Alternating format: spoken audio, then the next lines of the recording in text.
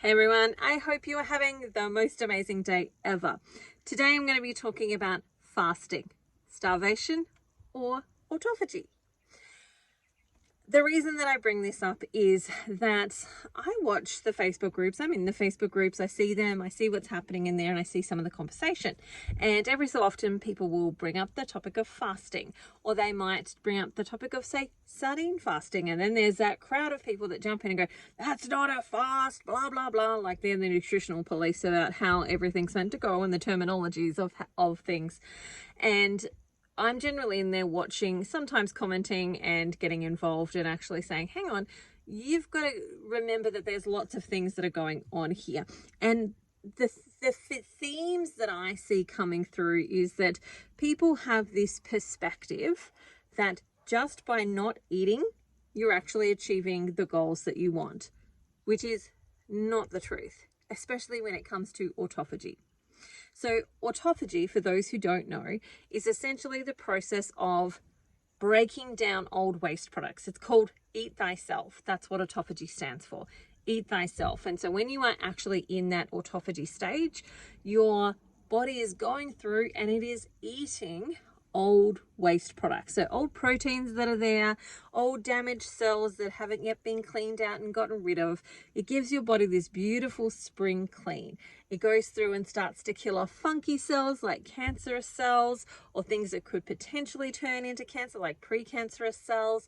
Anything that's a little bit funky, it's going to start eating during that time of autophagy. Now, there's this misconception that simply by not eating, you're going to enter into a state of autophagy, which is the beautiful state that we all would love to achieve. It's where reverse aging actually takes place. It's where our skin tightens up. It's where we rejuvenate ourselves, because when we go through that state of autophagy, we're not replicating. So generally speaking, we are in replicator mode, where we just replicate the cells that we currently have. So if we've got some funky cells or some dodgy cells or some things that are not going so great, we're replicating the funky and the dodgy cells along with all of the other stuff.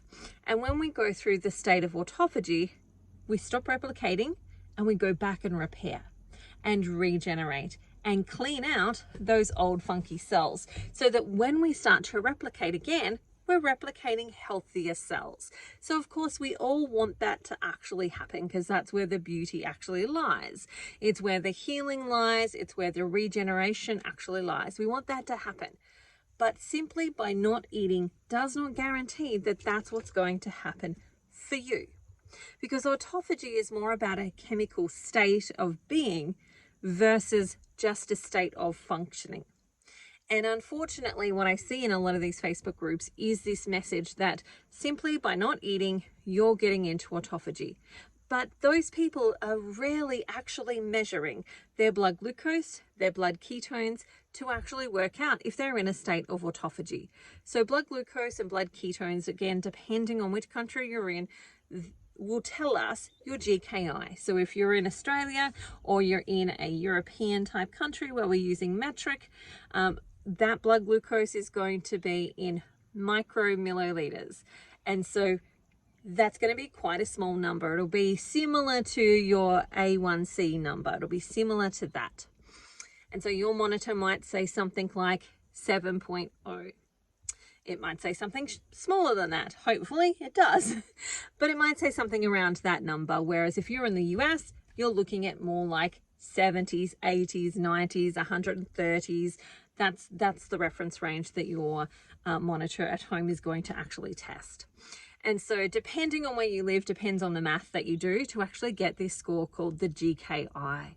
So if you're in Australia, the GKI is simple. It's your blood glucose divided by your ketones, and that equals your GKI, your glucose ketone index.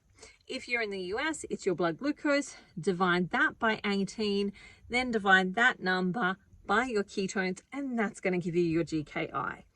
And so this GKI number that we have is actually more interesting than simply not eating. So that GKI number, ideally, to be in light nutritional ketosis, you want that number to be under a 9.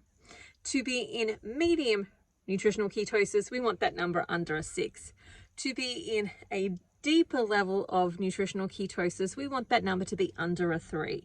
And if you are really sick, we want that number to be under a, getting as close to a 1 or under as we possibly can. That's what we're aiming for. Now, that's a really hard state to get into. It requires a lot of work to be able to enter into that zone of like 1 or under.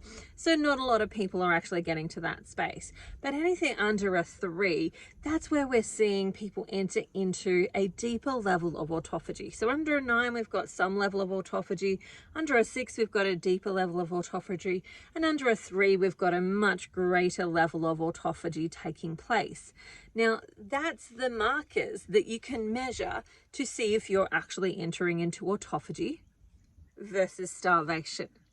So there are a group of people that if they stop eating, so if they go on a fast, like a water fast, what happens is that they don't enter into autophagy because things like their blood glucose levels and their ketones don't change that much. Their ketones don't come up. They don't start making ketones out of their fat off of their body because their insulin levels are too high. And because their insulin levels are too high, their body does not want to let go of glucose. And so instead, it takes its protein and it's going to make some glucose to match that insulin level. And that process is called gluconeogenesis. And if you are somebody who has been obese, morbidly obese, insulin-dependent diabetic, non-insulin-dependent diabetic, pre-diabetes, insulin resistance. There's a whole bunch of different scenarios like adrenal fatigue, thyroid issues, female hormone imbalances, all of which can contribute to high insulin levels or can be contributed to by high insulin levels. That's going to stop you from getting into that place of ketosis and into that place of autophagy where your GKI is actually low enough that you're receiving the benefits of autophagy. Now, again, there's a whole group of people where they just stop eating and they get into that. They're metabolically healthy people. They're generally metabolically flexible people as well.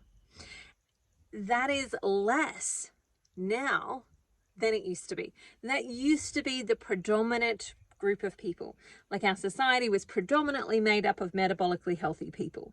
We're actually now seeing about 50-50, if not 60% are not metabolically healthy, and a much greater percentage of people actually still maybe are. And because of that, this old information that simply by not eating you're entering into autophagy is outdated, because that's not the case for those people with insulin resistance. And so again, if you are a male, you may enter into that state a little bit quicker than if you're a female by not eating. But as a female, it tends to take us a lot longer. We tend to need to do a lot more work to get there. And the older you get, the more work and the more intensity or more focus you actually need to put into creating that actual state. And so with that in mind, when I see these posts criticizing people for doing things like the sardine fast or criticizing people for doing things like the butter fast and so on, I get really frustrated because ultimately they're perpetuating this lie that is no longer current. Yes, it did previously be true for majority of the population, but that's not the case now.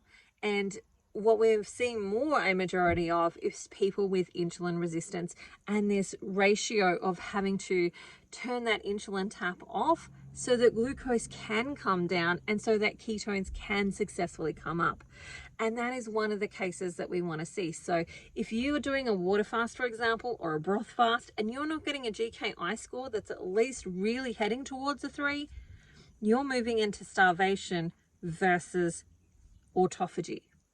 And I've seen plenty of people who have done water fasts, including myself, who have done water fasts and not entered into even nutritional ketosis at the highest level, where their ketones at max are getting over 0.4.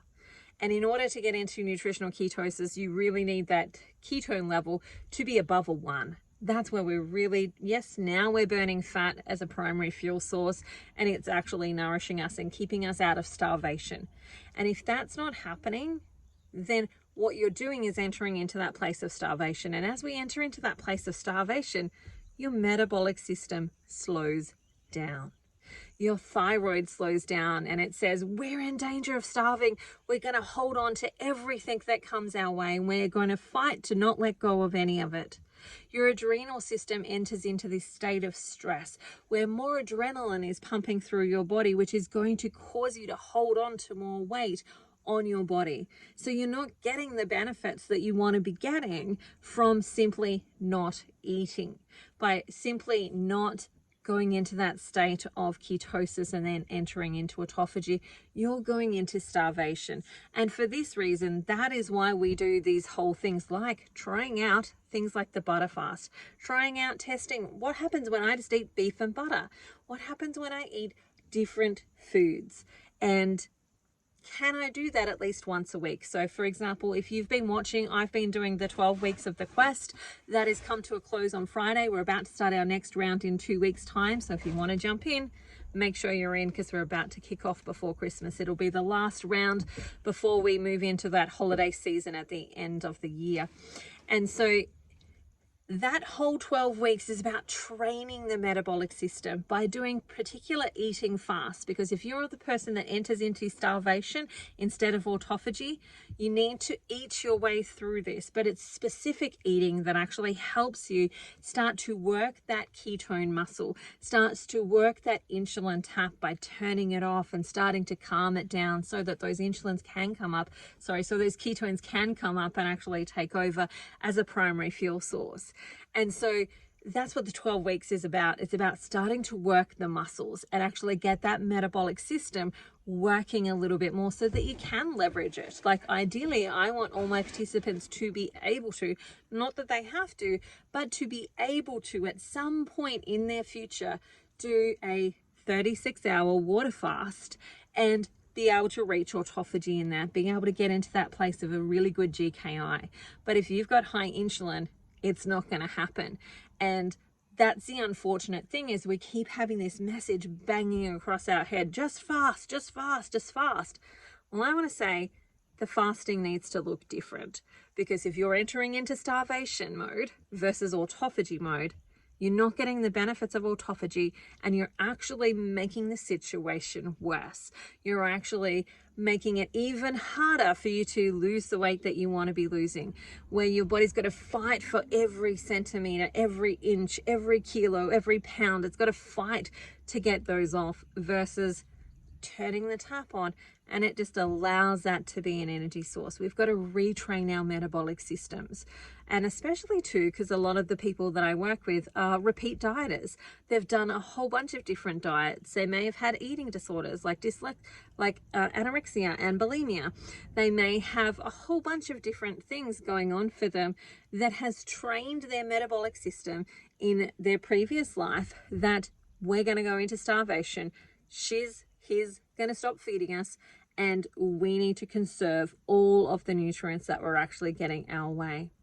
And so we have to build trust back with our bodies. We have to retrain them that it's okay, that it's safe to let go of this weight, that there's going to be plenty of food there, because I'm not putting you in starvation mode. If anything, I'm really working on helping you get into autophagy mode. And that's what the quest is all about. But that's what doing things like the sardine fast is all about, actually helping you get into that state in which you can burn fat as a primary fuel source. Because until that point, you're going to be struggling when it comes to weight loss. You may easily lose the subcutaneous fat, which is just under the skin, but it's that visceral fat that we actually really want to be shifting and moving, because that's the one that's more dangerous to us. It's the one that's going to cause heart disease. It's the one that's going to hold on to excess hormones. If you've got hormonal imbalances like PCOS or endometriosis or fibroids, like it's the weight there, that visceral fat, that's holding on to that excess hormones, those excess hormones that have been released in all sorts of different ways, like insulin, like estrogen, etc. And toxins, it's holding on to those as well. And so we want that fat to actually be going. But if we're doing it through starvation, we'll lose the subcutaneous fat, But that visceral fat, it's going to fight every little bit to stay there. And that makes the journey so much harder. And why would you make it harder when you could make it easier?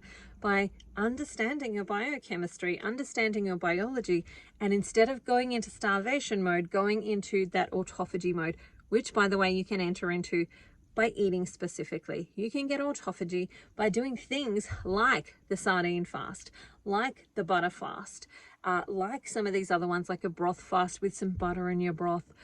All of those can be really beneficial at actually helping you get into a state of autophagy, because autophagy is a chemical process marker that we can measure versus just some magical thing that's out there that only happens when you don't eat food. So are you fasting, starving, or are you getting autophagy? And do you need to test and figure out which one you're actually doing? And do you maybe need some help to get there? Have a think about those things. And remember, this is your journey. This is your relationship with your body. Don't let people on the internet ruin your vibe. All right, I hope you have an amazing day, and I'll talk to you again soon. Please feel free to like and subscribe and leave me a comment below. I would love to answer any questions that you may have. If you want to come and join me on the quest, it's simply christinamathewson.com/the quest. I'll put it below so you can join me there.